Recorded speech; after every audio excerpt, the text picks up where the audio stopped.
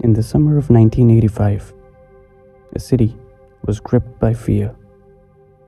For over a year, a serial killer, known as the Night Stalker, had been terrorizing Southern California, breaking into homes at night and brutally attacking his victims. His name was Richard Ramirez. Richard Ramirez, also known as the Night Stalker, was an American serial killer who terrorized the residents of Southern California in the mid-1980s. This is his story.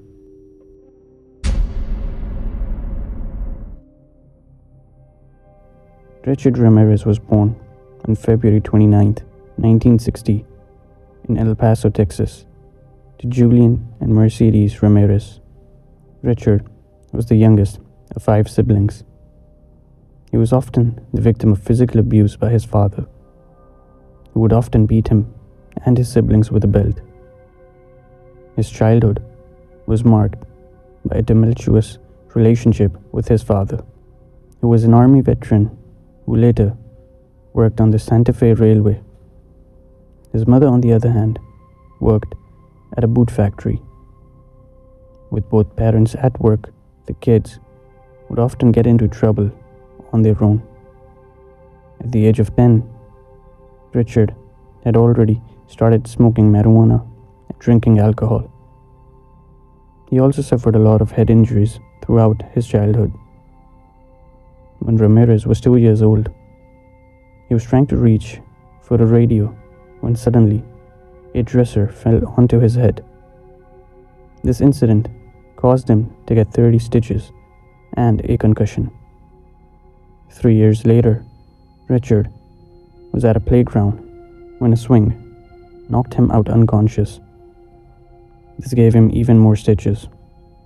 When he was in 5th grade, he started to get seizures in class, and experts believe that this was all due to the head injuries that he received as a kid.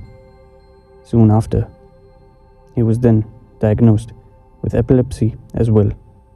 Later in the years, psychiatrist Michael H. Stone described Ramirez as a made psychopath, as opposed to a born psychopath.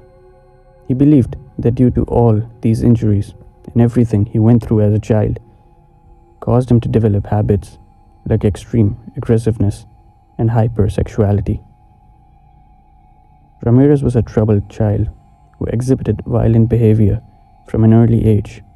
His cousin, Mike, who had returned from Vietnam with stories of violence and murder, was someone that Richard idolized and looked up to. Mike would often brag about all the things that he did there, especially to the women. He would show Richard Polaroids of at least 20 women who claimed to have violated and later killed them. He also taught Richard things like stealth, precision, and combat. In 1973, on the 4th of May, Mike shot his wife, Jessie, in the face with a handgun. An argument had escalated between the two, and Mike ended up shooting his wife. Richard was actually present at their home at the time of the incident. According to Richard himself, it was after this incident that he became obsessed with killers, crime, and death. Shortly after this incident, Richard moved in with his older sister, Ruth, and her husband, Roberto, who was known to be an obsessive peeping Tom. He often took Richard with him to peep around. As a teenager, Ramirez began to experiment with drugs and became increasingly involved in petty crime. It was during this time that Richard also began to cultivate an interest in Satanism. He later landed a job at a local Holiday Inn while still in school. He would often use his pass key to rob sleeping patrons. He also molested 2 children in an elevator in the hotel on at least one occasion. Soon after, his employment was suspended after he tried to assault a woman in her room and was caught by her husband. Although the husband did beat Richard up, the couple declined to return to Texas, and all the charges were soon dropped against him.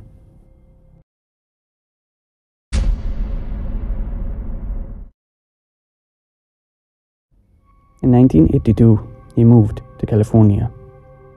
It was around this time that Ramirez began to use cocaine, which quickly became his substance of choice, and began to commit thefts and burglaries to procure money for sustaining his addiction. Soon all of that took a dark turn as he began his killing spree.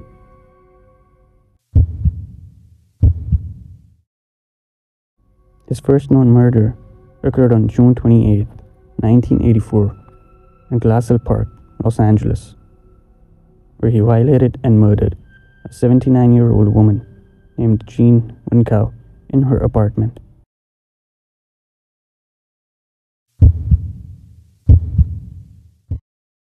Later, on March 17, 1985, almost a year later, Ramirez attacked Maria Hernandez, 22 at the time, outside her home in Rosemont, California.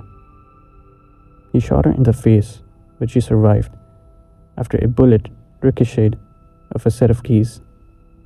Unfortunately, though, her roommate, Dale Yoshi Okazaki, 34 years of age at the time, did not survive, as she too was fatally shot in the head by Ramirez.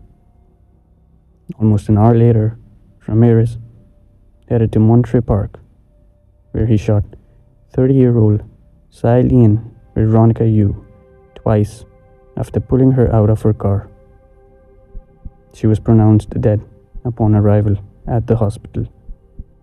These incidents, in a single night, attracted a lot of coverage from news outlets and soon would refer to him as the walk-in killer and the Valley Intruder.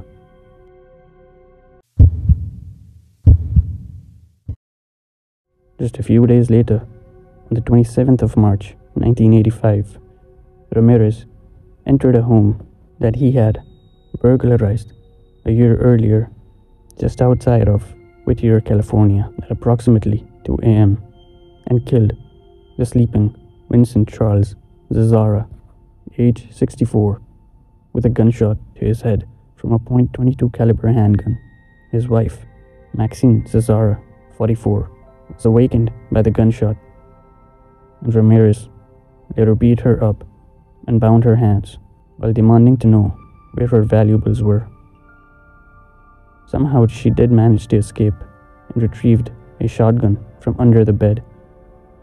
When she tried shooting Ramirez with it, she realized it was empty. This pissed off Ramirez. He shot her 3 times.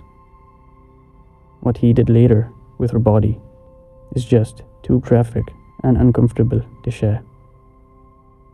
His brutal crimes continued for a few more months. During this time, he was referred to as the Night Stalker, as he would commit all his crimes at night, entering his victims' house as they were usually asleep.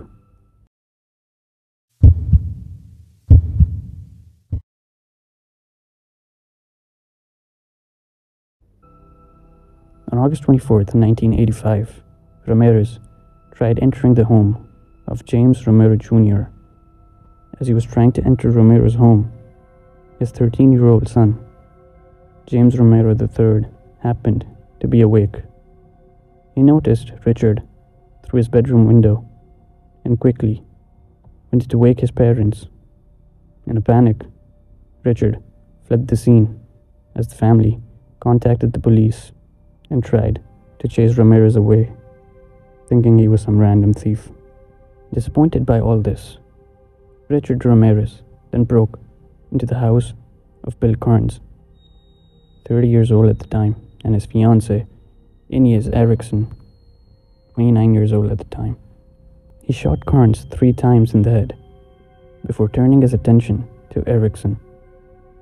Ramirez told her that he was the Night Stalker and forced her to swear that she loved Satan, as he beat her up with his fists and bound her with neckties from the closet. He then dragged Inez to another room and violated her. Before leaving the home, Ramirez told Erickson, "Tell them the Night Stalker was here." This was also the last time ever that Richard Ramirez would commit such a horrific crime, as soon after he was arrested.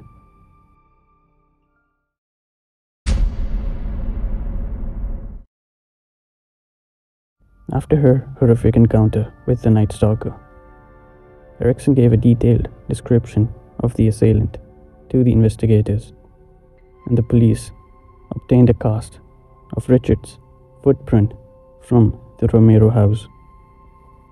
They also obtained a fingerprint from a stolen vehicle that belonged to Ramirez. Soon after, on August 29, 1985, law enforcement officials decided to release a mugshot of Richard from a 1984 arrest for auto theft to the media, and the Night Stalker finally had a face. On August 31st, 1985, Richard was finally caught by a group of civilians in East Los Angeles after attempting to steal a car. The people recognized him from the police sketches and chased him down, beating him until the police arrived. Finally, the Night Stalker was arrested.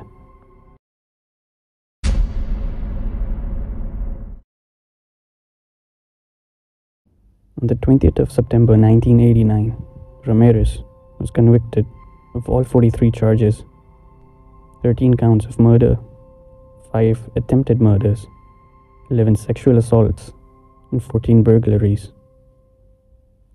During the penalty phase of the trial, on November 7, 1989, he was sentenced to death in California's gas chamber, although he remained on death row for more than 2 decades due to various appeals and legal challenges. Richard's trial was highly publicized and attracted national attention. It was also one of the most expensive trials in history, until it was surpassed by the O.J. Simpson murder trial in 1994. During his trial, Ramirez had garnered quite the following, especially from women, writing him letters and even paying him visits. Beginning in 1985, Doreen Leoy wrote him nearly 75 letters during his incarceration. In 1988, Ramirez proposed to Leoy, and on October 3, 1996, they were married in California's state prison.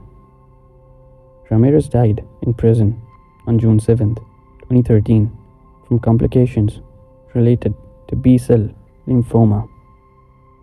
In 2009, Richard Ramirez's DNA was also linked to a murder dating back to 1984. On April the 10th, 1984, a 9-year-old Chinese-American girl, Mi Leung, was brutally murdered and violated by Ramirez in the basement of his apartment. It is also believed this incident was his first true evolution into the Night Stalker, as his reign of terror continued from here and left a lasting impact on Southern California, and his name remains synonymous with fear and brutality.